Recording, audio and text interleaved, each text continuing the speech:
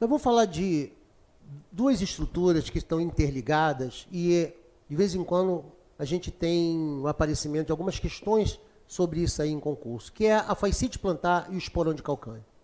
Na realidade, o que você tem normalmente como característica da formação do esporão é exatamente você ter uma fáscia muito retraída. Ao contrário do que muita gente pensa, não é o esporão de calcânio que dá a fascite plantar, mas a fascite plantar ou a sobrecarga na fáscia é que leva à formação do esporão de calcânio. Então, vamos ver isso daí. O que é uma fascite plantar?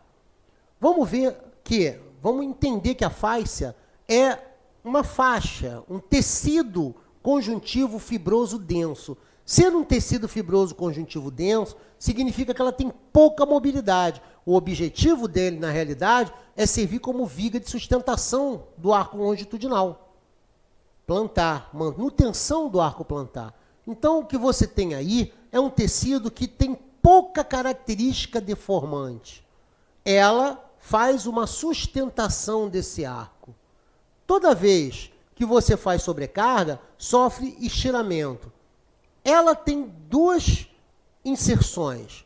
Vamos ver no outro desenho para a gente poder entender melhor isso. Então, você tem aí a fáscia. Ela tem uma inserção na base dos metatarsos, né? E dos metatarsos, ela vai e se prende lá na parte da tuberosidade inferior do calcânio. Observa que ela tem um desenho, né, um formato, que ela vem até mesmo do próprio dedo mínimo, do quarto-dedo, para a região medial. Então, ela tem como objetivo formar esse arco. Quando existe uma fáscia sobrecarregada, né, principalmente pessoas que situações, sempre fizeram uso de um sapato em que o arco plantar era mantido, ou às vezes até mesmo exacerbado. E começam depois isso, de alguma forma, a fazer um aplainamento do pé durante a marcha. Durante a marcha começa a fazer com que o arco plantar seja sobrecarregado, andando muito de coisa rasteira, tirando aquele apoio posterior que é necessário para manter o arco plantar. Isso vai levar a um esgarçamento, a um estiramento grande dessa fáscia plantar.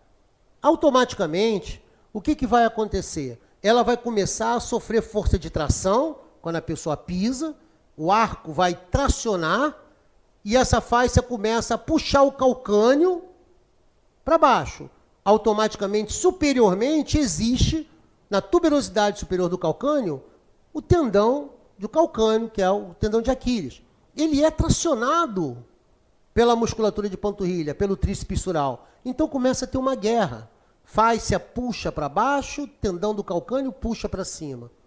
Isso leva a um processo agressivo, degenerativo, nos pontos de inserção, a nível da fáscia, a nível da inserção do calcânio. Então, automaticamente, na tuberosidade ali inferior do calcânio, você começa a ter degeneração e também na tuberosidade superior, onde está inserido o tendão do calcânio. Ele, pelo tracionamento, começa a sofrer processo degenerativo. Se não tiver nenhum tipo de agressão, pelo menos em termos de formação no momento, e a fáscia começar a sofrer esgarçamento, ela com certeza só vai fazer isso aí, uma fascite plantar. A fascite plantar se caracteriza por você ter quadro de dor sobre a fáscia, porque ela sofreu um esgarçamento, ela começou a querer rasgar, se separar, e ali naquela região fica vermelha, fica quente, fica inchado. E é óbvio que você precisa diminuir essa agressão. Quanto mais existe agressão na fáscia, mais ela se torna dura, se torna rígida. Por quê? Ela começa a criar cada vez mais fibrose. Quanto mais fibrosada, mais ela traciona e puxa a estrutura sobre o calcânio.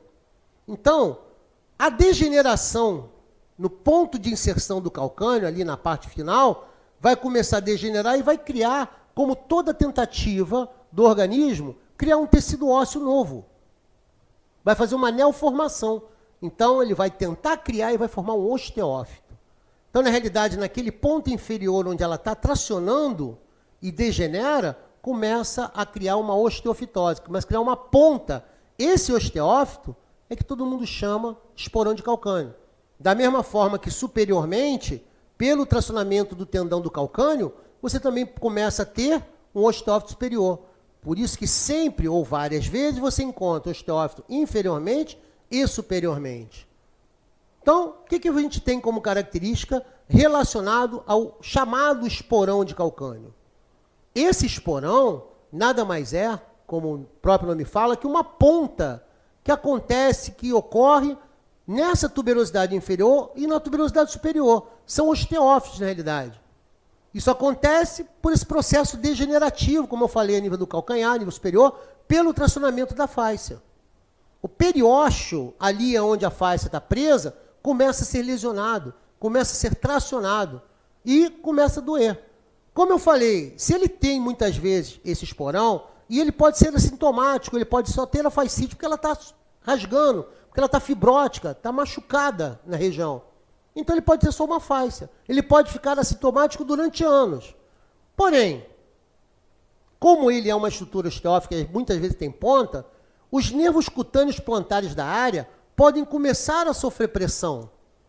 Esse quadro de dor, muitas vezes, que às vezes se irradia para as regiões laterais de calcânio, é exatamente por pressão sobre os nervos cutâneos plantares da área.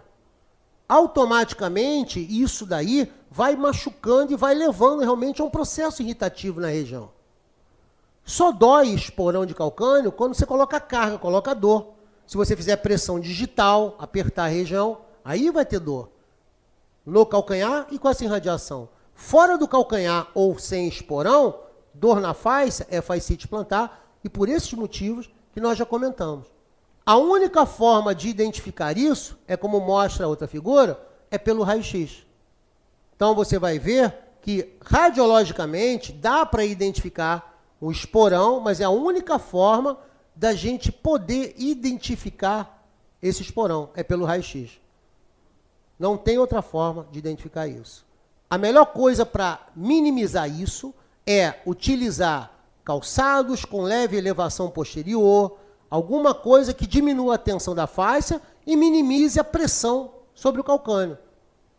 Usar uma calcanheira de silicone, usar uns saltinhos para poder distribuir melhor o peso corporal. E é óbvio, andar com coisa rasteira aumenta a pressão sobre o calcânio e sobrecarga também sobre a fáscia. Pessoas que têm pé plano, o pé prona, também sobrecarrega muito a estrutura facial. Ok? Bom, duas questões também de concurso relacionadas a esporão de calcânio e a fascite plantar. Então, a primeira diz o seguinte: para um paciente com 74 anos de idade, com pé plano rígido e diagnóstico médico de fascite plantar e esporão de calcânio, é indicado uma palmilha inteiriça com área de descompressão sobre o calcânio, barra retrometatarsiana, elevação em cunha lateral de calcânio, botoeira do 2º ao 4º metatarso, apoio do arco plantar longitudinal. Como ele está falando lá, já um senhor de idade, tem um pé plano rígido, então o pé dele aplana todo no chão. E ele tem uma fascite plantar associado a um esporão, as duas coisas ao mesmo tempo. Então ele deve sentir dor em toda a região. O que ele pergunta aqui é o que pode ser feito para poder melhorar esse quadro. Descomprimir a área sobre o calcânio iria melhorar realmente a parte do esporão. Barra retrometatarsiana não iria resolver, porque ela é uma barra que é usada para neuroma de Morton. É aquela barra que fica à frente. Elevação em cunha lateral do calcânio, isso é para poder fazer com que ele pise mais pronado. Cunha lateral vai virar. Botoeira do 2º ao 4º metatarso seria para poder afastar um pouco os dedos, que não é o caso dele. E ele fala apoio do arco plantar longitudinal. Fazer um apoio em todo o arco plantar iria minimizar a pressão sobre a região. Então, a resposta correta aí seria a letra E, apoio do arco plantar longitudinal, que está desabado por ele ter um pé plano rígido. A próxima questão. O desenvolvimento do esporão de calcânio ocorre em função de retração da fáscia plantar, que traciona o calcânio, e o aumento de pressão sobre o mesmo por excesso de peso. Retração dos flexores plantares, que traciona os metatarsos, e o aumento de pressão sobre os mesmos por aumento de arco plantar. Retração da fáscia plantar, que traciona o calcânio, e a diminuição da pressão sobre o mesmo por má distribuição do peso corporal.